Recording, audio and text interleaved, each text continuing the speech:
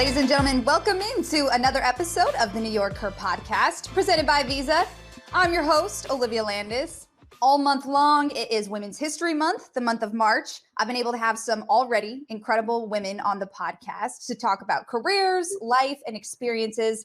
And this week, I am super excited to announce MJ Acosta, who is the host of NFL Total Access. She works for NFL Network. We love following her content. MJ, thank you so much for joining us on the YorkHER podcast. Olivia, thanks for having me. By the way, I'm obsessed with the name of this podcast. I'm not clever enough to come up with this like wordplay, so I love how you guys spun that. It's perfect. Thank you. I appreciate it. Honestly, I can't take the credit because I'm not like super creative when it comes to names, so I had a lot of help on that one, but I appreciate it. Very good. So, MJ, let's dive into who you are and some of your career. When I was doing a lot of research, and I've been following your career for a while now, actually, and you've done some amazing things with NFL Network. But before you started in sports and before all this kind of came to light and you were able to get your career started, you grew up with a father who was a professional basketball player for the Dominican Republic. And I would love to know how much that had an influence on your love for sports. Yeah, so my dad played at the pro level in the Dominican Republic, which is where he and my mom are from. This was, before my parents even ever met, right? So he was in his early college days in medical school, but he always had this love and this very huge talent for basketball. So he was recruited onto the national team there sort of in the first years of its inception, so the very early 80s. And he played for several years until he decided to focus solely on his medical degree. So when they immigrated to the United States and both he and my mom sort of had to start completely over, one of the things that really helped them through some of those very difficult times, we were actually living in Washington Heights in New York, was his love of basketball. So he joined an Optimist League there in Washington Heights. And so pretty much every single night after school, I was with him at practice, whether I was finishing up my homework courtside, if my mom let me, to just learning like how to dribble and how to shoot. It was, you can imagine this tiny little like 6-7-year-old girl and these like gigantic dudes playing basketball, but I loved being there with him every night. And it really was the start of my love for sports, not to mention in the Dominican Republic, as you know, one of our biggest exports, baseball players. So baseball, also a huge part of my life. Football didn't come into play until I got into high school, really. So that's where it all sort of started for me. And what was it like for you to have a father growing up watching him play both professionally and then, like you said, you immigrated to your parents immigrated to the United States, and you grew up for a while in Washington Heights and you watched him play more basketball. What was that like for you to be able to see somebody you love so much and look up to him in a big sports world? Yeah, it was really cool, especially because it wasn't just my dad. It was all of my uncles as well. I had cousins. Anyone who's from New York knows this, like the pickup basketball game is sort of like such a crux of the culture there. So if we weren't inside the gym at the court, it was at a park, playing ball. Sadly, I did not inherit his talent for basketball. Did not get that like athleticism, but my love for it certainly was there. So I was just surrounded by it at all times. And so every person in my life, from my aunts to my uncles, my cousins, all made sure like, all right, we're not only going to love the game, but also understand how to play it and what goes into it too. Something interesting you said, and our fellow New Yorkers who are listening to this podcast, I'm sure can relate. You said that the game of basketball, a pickup game of basketball, is really part of the culture when it comes to being a true New Yorker, right? Yep. Why is that though? Because I'm not from New York. I'm from Colorado. So I'm from the Mountain West. And when I moved out here for this job with the New York Jets. And when you move to a new place, you start to learn the culture and how everybody grows up. But why is it such a big staple in New York City life? I think part of it too is the accessibility to it, right? Like you can go to any given park and there's a hoop. I know in my neighborhoods they were making hoops out of, like milk crates and such. So it's just really being able to have the access to it. I think it's a big part of it. But culturally too, if you're coming from Black and brown communities, basketball and sports in general are a very big part of that. So I think it was a time when people could just really get together.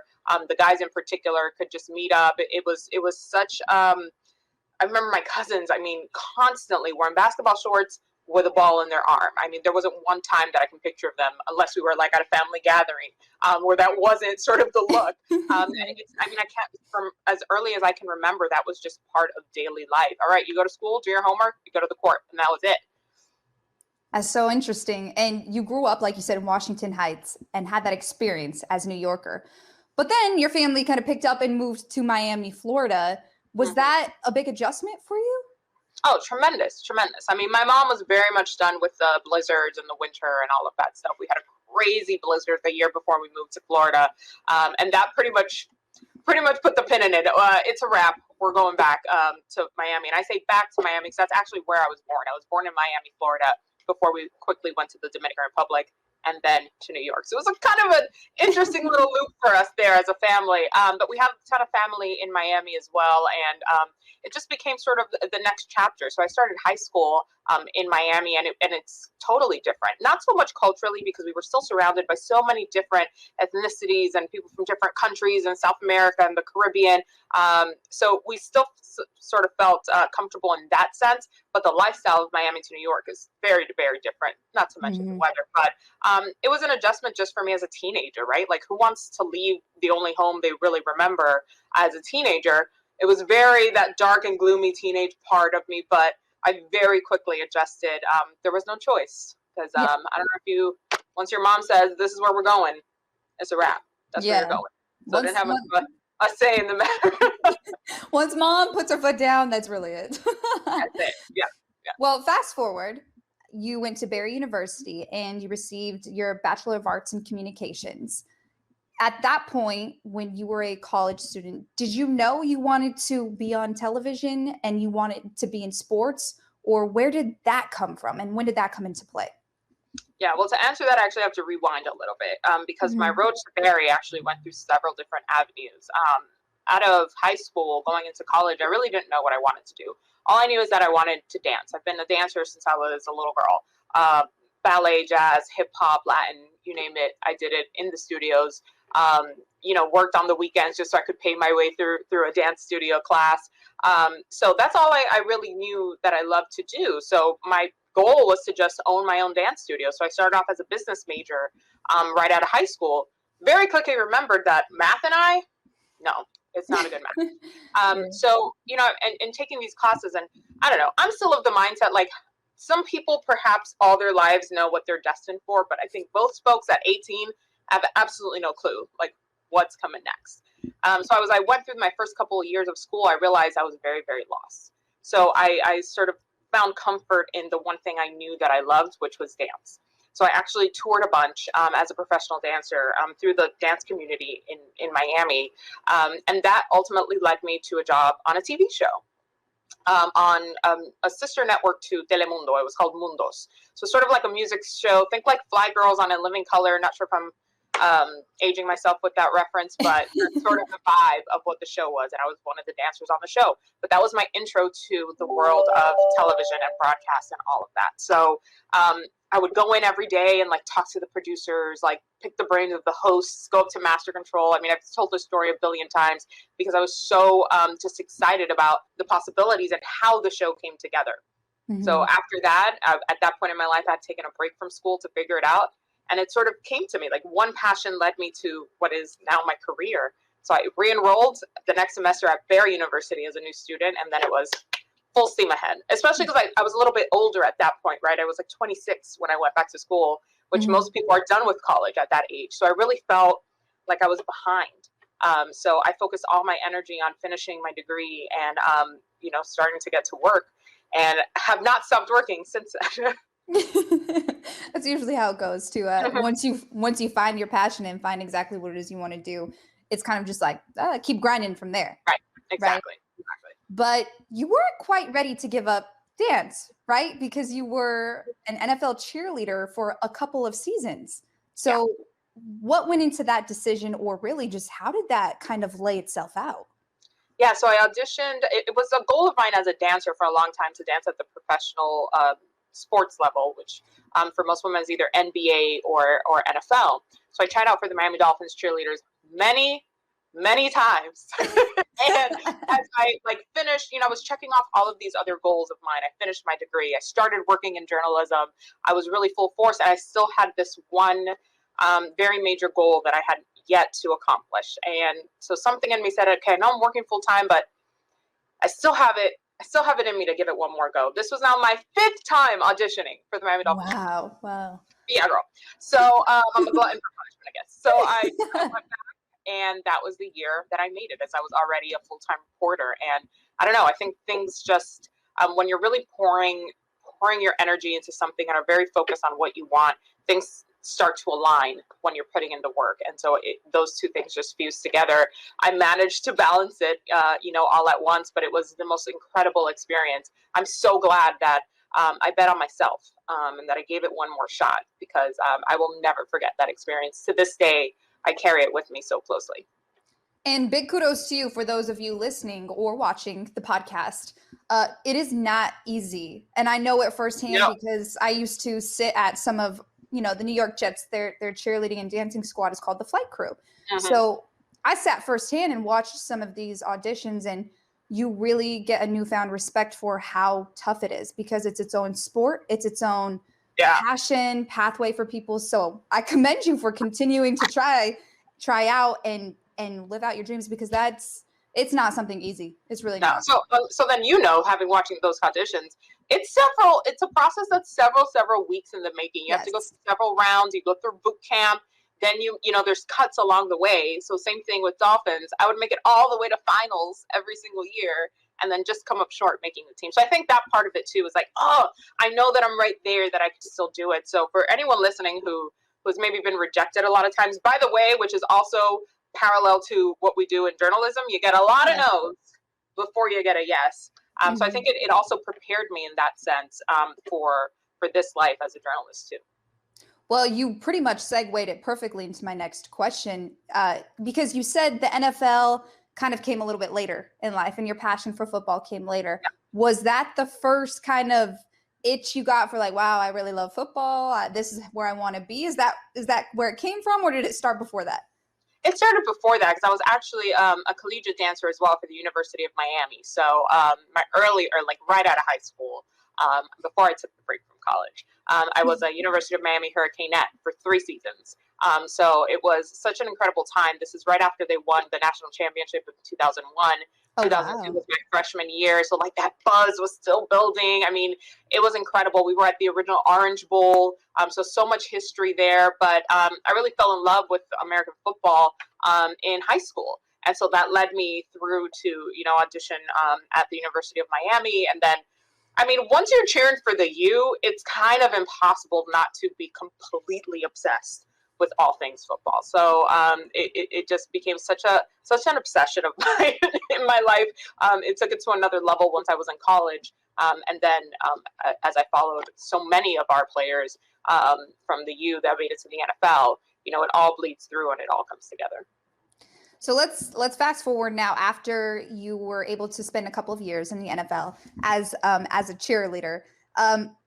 After that, you were able to work, correct me if I'm wrong, at Telemundo, correct? And then a local station in Florida. Is that kind of where you first got that break? Or Florida first. Yeah, I stayed in Miami. I was working for a couple of different sort of independent stations and different projects there, and then worked for the ABC station there as well. So my first about 5-6 years in the industry were in the South Florida market. Worked for ABC in Miami, WPLG, and then at that point I was doing a little bit of everything. So hard news, anchoring, traffic anchoring, sports, of course, lifestyle, entertainment. But I knew that sports was really my focus. And listen, if you're a sports broadcaster in Miami, that's kind of like, you ain't going anywhere for a while, right? So I knew that if I really wanted to get more experience and more opportunities, I was going to have to sort of break out of that box, that comfort zone that I knew. So an opportunity came up in San Diego for me to be the lead sports anchor at the NBC affiliate there. I said, you know what, the time is now. So I packed up all my stuff and flew literally across the country and started there. So there I was able to cover the Chargers, of course, before they moved to LA. Baseball, of course, with the Padres, and international soccer with the Cholos who are playing the Liga MX for Mexico. It was such an all-encompassing experience. Probably a point in my career and in my life where I learned more about what I truly loved and more about myself than I had ever done before. And that led me here to the opportunities I've had at the NFL Network. Well, besides being able to learn more about yourself and learn more about the things that you truly want to focus on when it comes to your career, how did those smaller steps prepare you for where you're at now in your career?